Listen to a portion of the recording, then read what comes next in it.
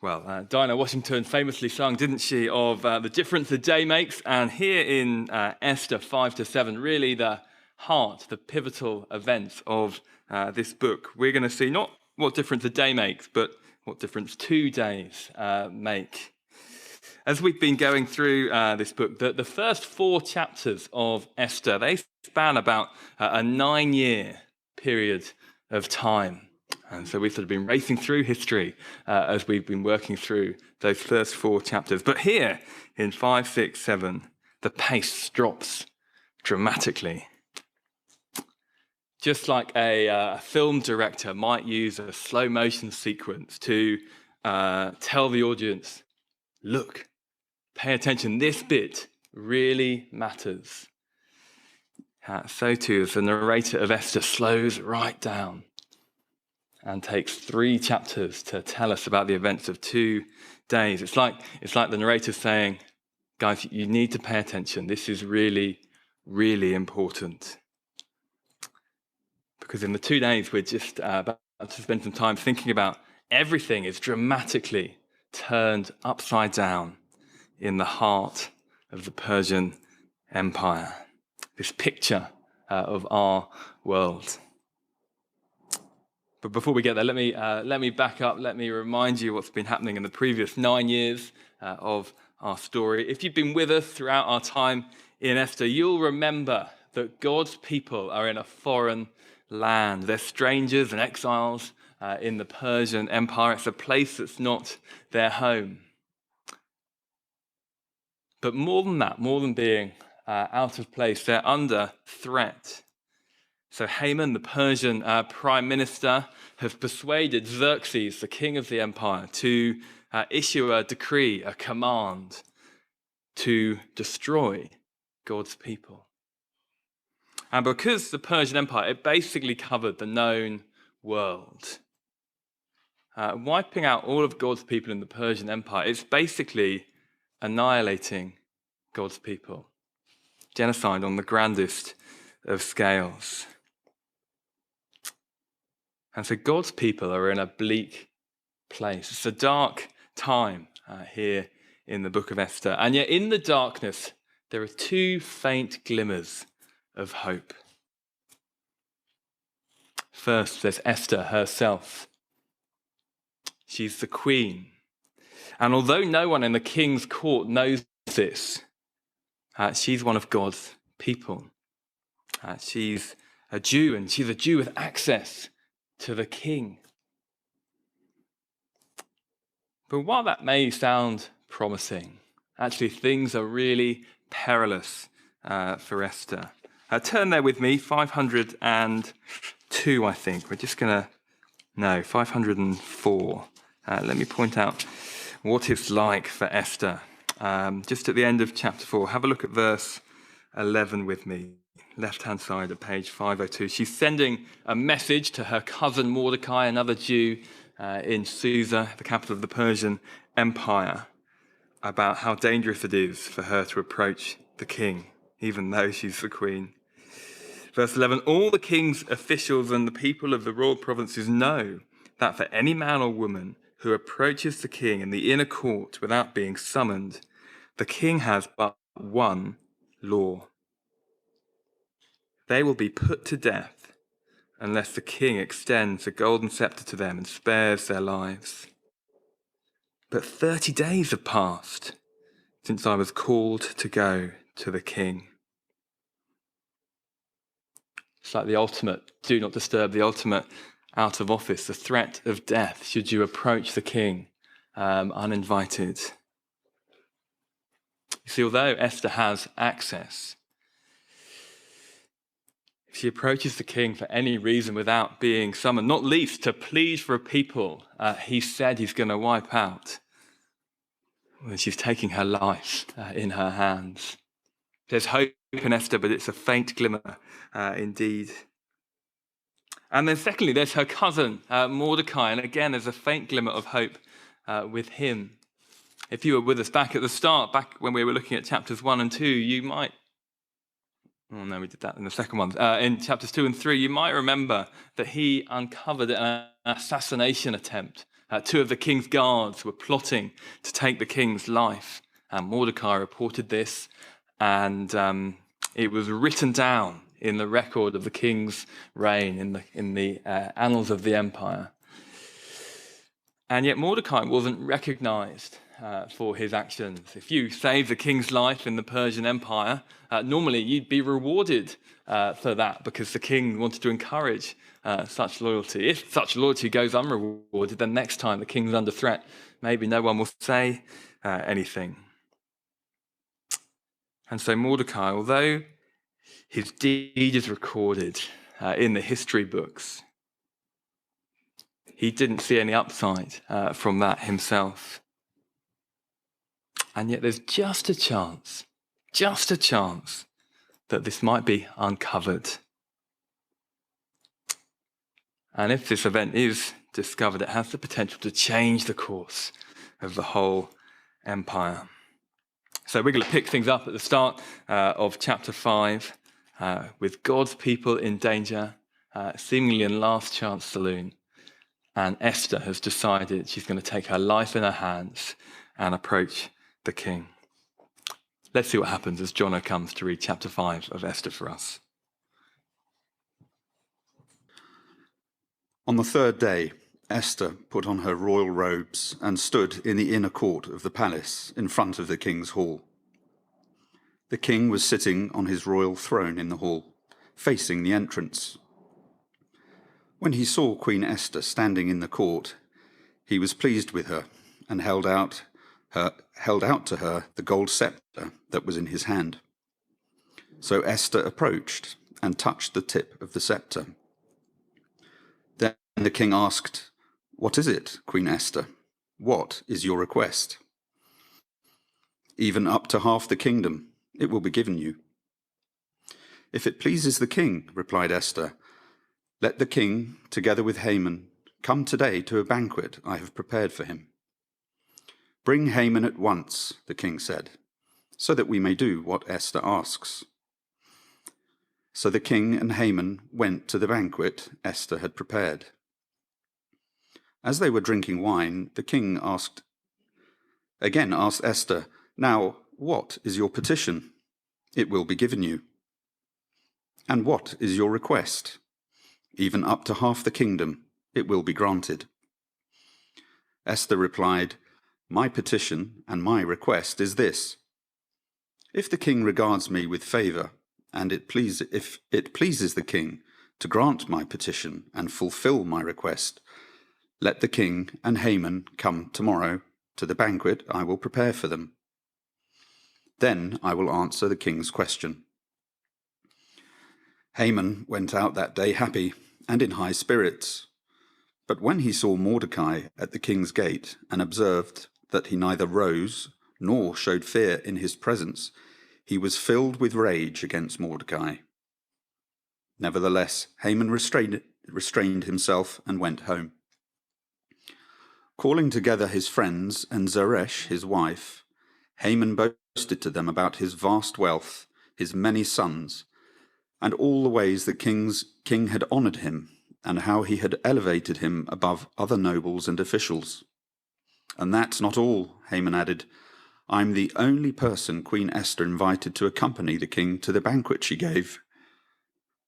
And she has invited me along with the king tomorrow. But all this gives me no satisfaction, as long as I see that Jew Mordecai sitting at the king's gate." His wife Zeresh and all his friends said to him, "Have a pole set up, reaching to a height of 50 cubits, and ask the king in the morning to have Mordecai impaled on it. Then go with the king to the banquet and enjoy yourself." This suggestion delighted Haman, and he had the pole set up. So what happens? Start of chapter 5. Well, the king is clearly in a good mood. When Esther approaches him, he extends the gold scepter, inviting her into his presence. And he says to her, verse 3, of chapter 5. "What is it, Queen Esther? What is your request? Even up to half the kingdom, it will be given to you." Now, actually, it wouldn't. The king didn't mean that. He's not really offering her half the kingdom. But what he means is a sort of, go on, I'm in a good mood, try me, so I'll see what I say. It's a bit like the parent who takes a child out for the meal and says, Freddie, you can have whatever you want. And Freddie thinks for a moment and goes, I'll have ice cream, followed by ice cream, and then I'll have ice cream for pudding. And probably mum or dad smiles and said, why don't we just have ice cream for the one course? What is your request? The king says. And in response, Esther says to the king, well, will you and the prime minister come for dinner? And Xerxes thinks for a moment and says, I can probably manage that. And so he summons Haman and off they go.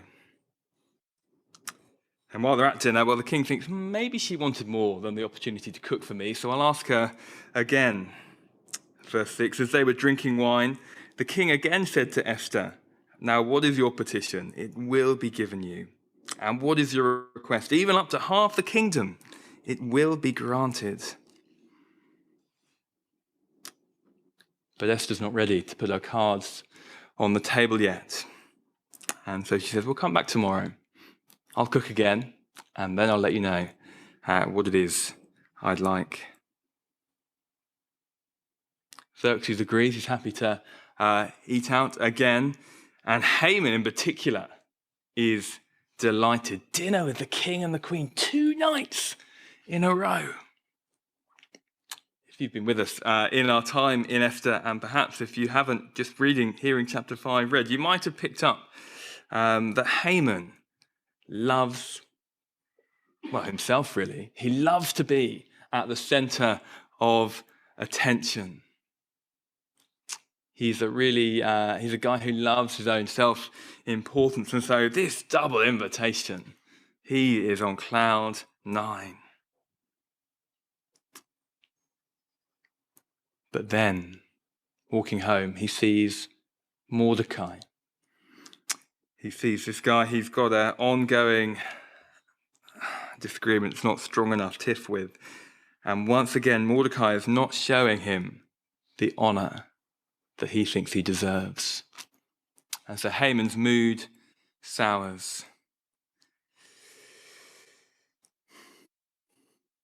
He gets home and he tries really hard to boast about how wonderful it is to have this double invitation to the palace for dinner. But Haman is just getting him down too much. So verse 13, all this gives me no satisfaction as long as I see that Jew Mordecai sitting at the king's gate.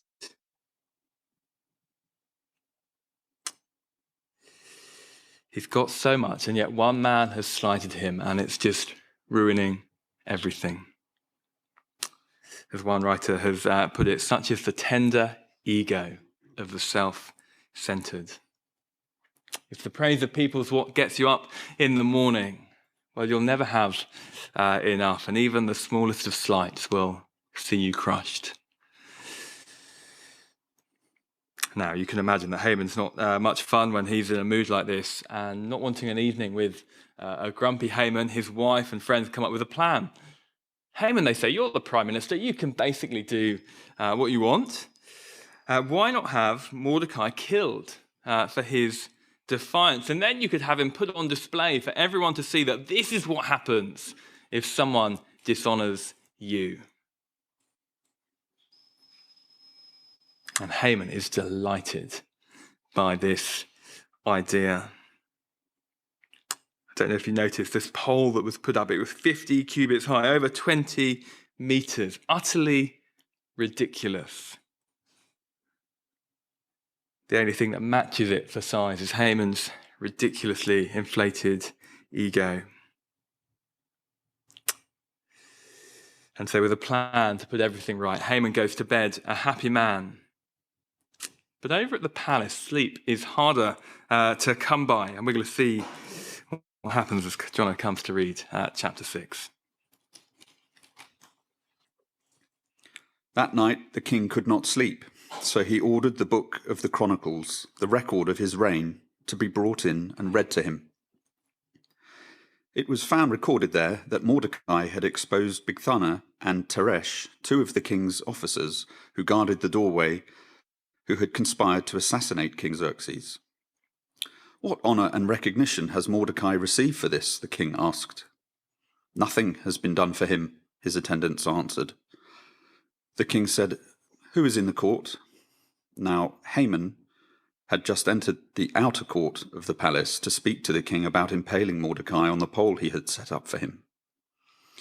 His attendants answered, "Haman is standing in the court." "Bring him in," the king ordered. When Haman entered, the king asked him, "What should be done for the man the king delights to honor?" Now Haman thought to himself, "Who is there that the king would rather honor than me?" So he answered the king, "For the man the king delights to honor, let them bring a royal robe the king has worn, and a horse the king has ridden, one with a royal crest placed on its head. Then let the robe and the horse be entrusted to one of the king's most noble princes. Let them robe the man the king delights to honor, and lead him on the horse through the city streets, proclaiming before him, 'This is what is done for the man the king delights to honor.'" "Go at once," the king commanded Haman. "Get the robe and the horse, and do just as you have suggested for Mordecai the Jew, who sits at the king's gate. Do not neglect anything you have recommended." So Haman got the robe and the horse. He robed Mordecai and led him on horseback through the city streets, proclaiming before him, "This is what is done for the man the king delights to honor." Afterwards, Mordecai returned to the king's gate. But Haman rushed home, with his head covered in grief, and told Zeresh his wife and all his friends everything that had happened to him. His advisers and his wife Zeresh said to him, "Since Mordecai, before whom your downfall has started, is of Jewish origin, you cannot stand against him. You will surely come to ruin." While they were still talking with him, the king's eunuchs arrived and hurried Haman away to the banquet Esther had prepared. Well, over at the palace, the king can't sleep. We're not told why. It just seems to be one of those things. Now, of course, the king didn't have the option of scrolling through Netflix. That may be what you do when you can't sleep at night. So he does the next best thing. He calls one of his attendants, "Come read to me from the record of my reign." And this was not sort of a warts and all history. This was a potted highlights of the king's reign. Feel-good reading to send him back to sleep. Except his attendants, they pull the wrong volume off the shelf, because instead of the stories about how great the king is, they start reading a really embarrassing story. About this time, this chap Mordecai saved his life, and yet nothing was done to honor him. And as I said earlier, the king doesn't want that to happen because, well, next time someone hears on a plot in his life, maybe they won't act if they won't get rewarded for it. And so the king thinks, I have to right this wrong. It could save my life. After a night of tossing and turning, not sure about how to make things better, he's up early, and as the first person comes in to the office, he thinks, right, I'll call upon them. Now, of course, Haman is skipping into the office. He's delighted. He's come up with a plan to get this Mordecai killed. And, well, as we've seen before, the king normally does what Haman suggests. So he's sure that today is going to be a good day for him. And yet Haman doesn't know that Xerxes just happened to have a sleepless night, and his attendants just happened to read him the account of the time that Mordecai saved his life. And it just happened that all this happened on the day that Haman was coming to get Mordecai killed. Well, once again in Esther, we see just a lot of things just happening. And of course, they're not just happening at all, are they? Once again, God is at work to preserve his people. He may not be centre stage in this book, but he's at work behind the scenes to keep his people safe. Anyway, Haman, he arrives in the office, and the king hears him come in. And he says, "Come in, come in, come in." And verse 6, he asks him, "What should be done for the man that the king delights to honour?" And now Haman thought to himself, "Well, who is there that the king would rather honour than me?" And of course, Haman would think such a thing, such as his ego. And so Haman, he dreams up the biggest honour he could possibly imagine. He says to the king, "I think you should give this person a parade on your finest stallion, the one that wears the king's crest. And you should robe this person in one of your royal robes. And they should be led by the king's nobles, declaring how much it is you delight in this person." It is such an audacious request. It's a bit like rocking up to Buckingham Palace and saying to the Queen, "Queen, you know that trooping of the colour you're having to celebrate your Platinum Jubilee? I was wondering, could I ride in your carriage instead of you? Would that be okay?" It's ridiculous. It's a really off-the-scale request. Haman, he does stop short of saying to Xerxes, "Make me king in your place," but only just. Haman, you see, he's someone who considers equality with the king something to be grasped at. Such is his inflated self-importance and pride. The king likes this idea, and so verse 10, "Go at once," the king commanded Haman. "Get the robe and the horse and do just as you have suggested." And you can imagine Haman, he is buzzing with excitement. This is going to be such a good day. And the king continues, "For Mordecai, the Jew." And if the king wasn't so hopeless, you'd almost think that he meant to add this last bit to twist the knife. "Do not neglect, Haman, anything that you have recommended." Well, Haman, he has to do what the king says, and so Mordecai, this previously unrecognized righteous man, is transfigured. There's no other word for it. He's clothed with glory and majesty like no other, and he's proclaimed to be the one that the king of the empire, the king of the world, delights to honor. There's this moment where you glimpse Mordecai's glory. And then just as quickly, verse 12, things go back to normal. He returns to the king's gate. Mordecai is honored. Haman, though, is crushed. To say he goes home with his tail between his legs is an incredible understatement. And then he gets home and his wife and his advisors say something to him that, again, you just think, where's that come from? Verse 13, second half. They say to him, "Well, since Mordecai, before whom your downfall has started, is of Jewish origin, you cannot stand against him. You will surely come to ruin." And you kind of feel Haman thinking, "Guys, I wish you'd have told me that yesterday." It's almost as if they know. They know that God is at work to preserve his people. Haman, he's humiliated, he's confused, he's crushed, he's wondering what on earth is going on, how this day could be going so badly. And then there's a knock on the door. It's time to go to the second banquet. Perhaps he's about to turn the corner. He's dining with the king and the queen again. Maybe things are going to improve. Let's have our last reading from Jono and see what happens.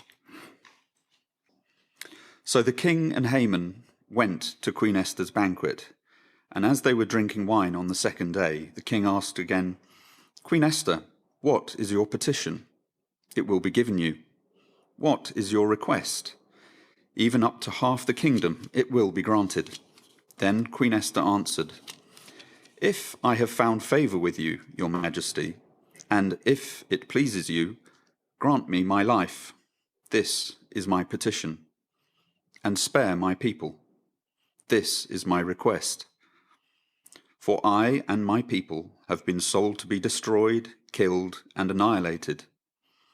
If we had merely been sold as male and female slaves, I would have kept quiet, because no such distress would justify disturbing the king."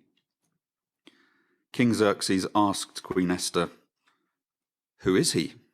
Where is he, the man who has dared to do such a thing?" Esther said, "An adversary and enemy, this vile Haman." Then Haman was terrified before the king and queen. The king got up in a rage, left his wine, and went out into the palace garden. But Haman, realizing that the king had already decided his fate, stayed behind to beg Queen Esther for his life. Just as the king returned from the palace garden to the banqueting hall, Haman was falling on the couch where Esther was reclining. The king exclaimed, "Will he even molest the queen while she is with me in the house?" As soon as word left the king's mouth, they covered Haman's face. Then Harbona, one of the eunuchs attending the king, said, "A pole reaching to a height of 50 cubits stands by Haman's house. He had it set up for Mordecai, who spoke up to help the king." The king said, "Impale him on it." So they impaled Haman on the pole he had set up for Mordecai. Then the king's fury subsided. That same day, King Xerxes gave Queen Esther the estate of Haman, the enemy of the Jews. And Mordecai came into the presence of the king, for Esther had told how he was related to her. The king took off his signet ring, which he had reclaimed from Haman, and presented it to Mordecai, and Esther appointed him over Haman's estate. Okay, so here we are, banquet number 2, isn't it? As they settle down for a glass of wine, the king says to Esther for a third time, verse 2 of chapter 7, "Queen Esther, what is your petition? It will be given you. Even up to half the kingdom, it will be granted." And even though he doesn't really mean it, well, Xerxes has said it 3 times now, and so there's no way he can back down. There's no way he can deny her request, whatever it may be. To do so would be such a loss of face. And well, all there is in the Persian Empire is that superficial keeping faith. And so Esther, she puts her cards on the table. Verse 3, "If I have found favor with you, your majesty, and if it pleases you, grant me my life. This is my petition. And spare my people. This is my request. For I and my people have been sold to be destroyed, killed, and annihilated."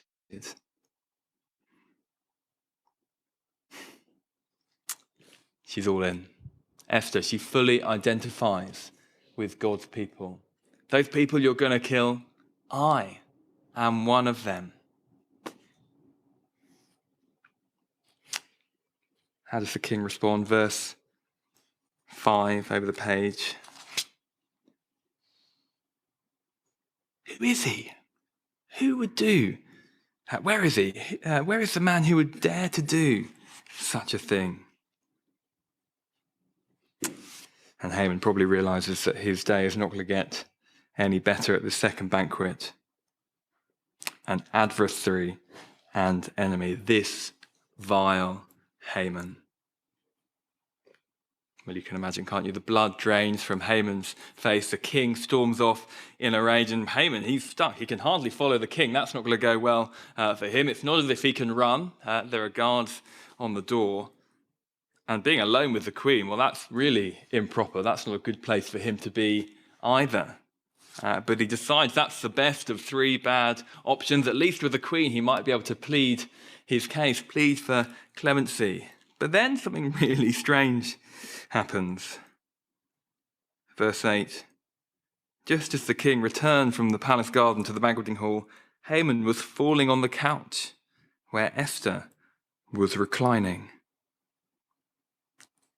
Now, it's not quite clear what's going on, but it's unthinkable that he would try and assault the queen in any way, given his predicament. And yet the king is clearly not happy that this has happened, understandably.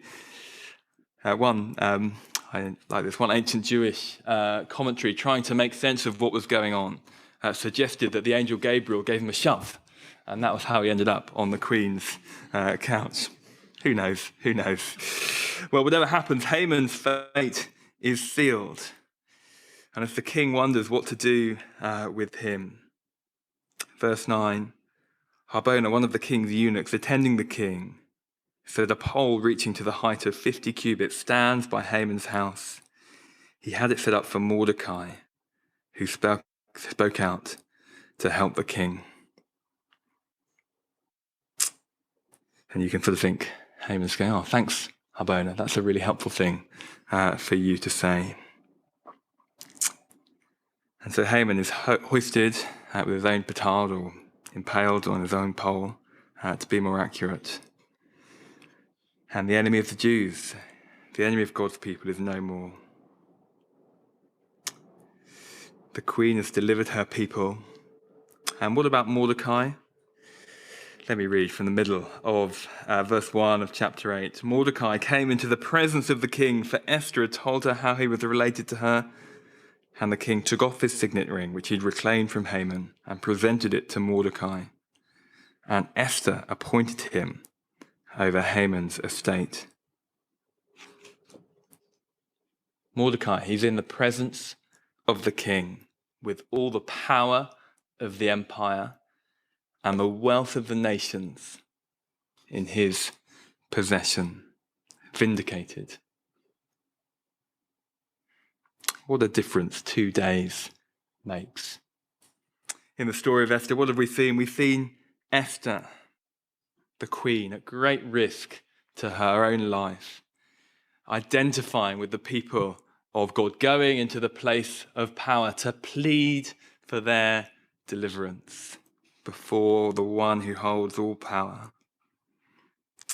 We've seen Mordecai, the righteous one who was unrecognized, be gloriously transfigured for a moment before finally being vindicated and given all authority. Two characters who remind me, I don't know about you, of someone else who made a big difference in God's plans. You see, when Jesus said of the Old Testament, these are the very scriptures that testify about me, he was speaking the truth, wasn't he? And so as we marvel at Esther approaching the king, willing to lay down her life for the sake of her people, well, it grows our appreciation that Jesus did that for us.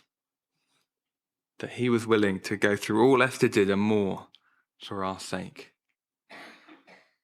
And as we celebrate Mordecai's vindication, it's all the more reason for us to delight in the honor that God the Father gives to his Son, Jesus Christ.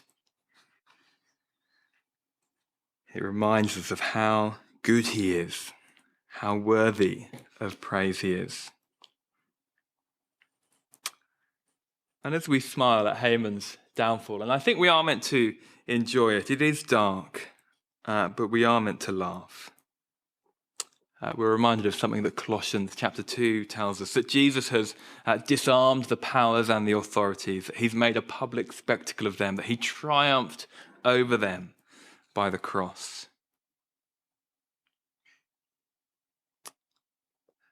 That we know what happened to Haman, that we know what will happen to the enemy of God's people. It strengthens us, it gives us resolve in the face of the world, the flesh, and the devil. Because despite how powerful they appear, they actually hold no power over God's people. And yet, as we laugh at Haman's pride, there's something in him, I think, that chastens our own pride. that makes us uncomfortable to laugh at the darkness within us, at our own pride, our own self-importance, the way we lift ourselves up. As we see the horrors of how laughably ridiculous it is to be like Haman. Maybe just a small hint that we might want to put those things to death before they become the death of us. 2 days at the heart of the empire, that 2 days in which the world was turned upside down, 2 days that teach us so much about how Jesus did the same for us. Let me lead us in a prayer as we close this part of our time together. Heavenly Father, thank you that all the scriptures testify about Jesus. Thank you that we can see him foreshadowed in Esther and Mordecai, how they point to him as the one who was unrecognized and yet received glory, and who you vindicated, as the one who came before you to plead for us, his people, who laid down his life for us. Father, as we enjoy this story, our thankfulness for him grows, and we pray that you might continue to grow our love and appreciation and trust in him. And Father, as we laugh at Haman and his ridiculous self-importance, we lament that sometimes that is in our hearts. And we pray that you might help us put it to death before it becomes the death of us. Help us to want your Son, Jesus, to become greater while we become less. Might he get the glory and we delight to give it to him. And we ask these things in his name. Amen.